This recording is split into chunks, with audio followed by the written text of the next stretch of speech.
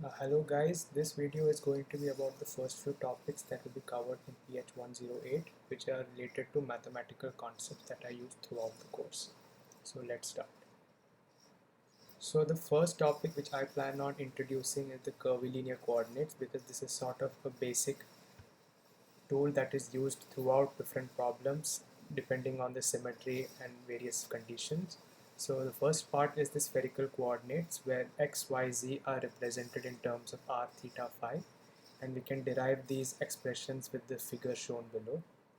The other coordinate system which is of importance is the cylindrical coordinate system, where we express x, y, z in terms of s, phi, and z. There are different notations, so feel free to choose whichever is most convenient for you. I shall stick to this one.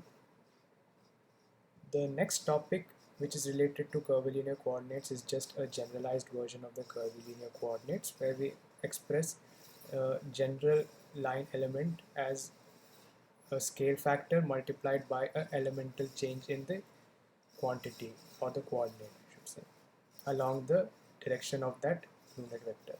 So we can actually derive the unit vectors by using the formulae which are shown here, and we can also derive the scale factors which are associated with those unit vectors in a similar fashion.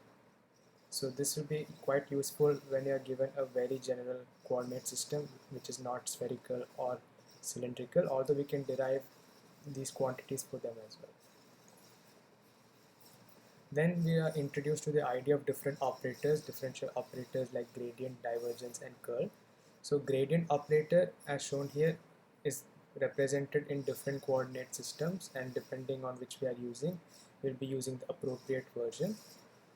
And this is applied on scalar fields, which is quite basic information, so that must be kept in mind. And knowing the most general form can sort of help us derive any of the other versions, like spherical coordinates or cylindrical coordinates or any other system.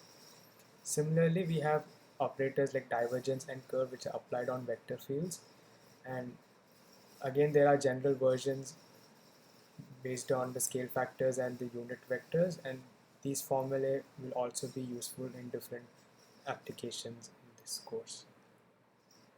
Then there are few important theorems which are sort of used in different places.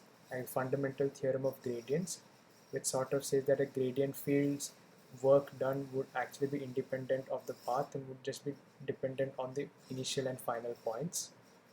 Then we have Gauss's divergence theorem, which relates the divergence in a volume enclosed by a closed surface and the flux through that surface. And then there's Stokes' theorem, which sort of relates the line integral over a boundary and the curl of the vector field flux through a surface as well.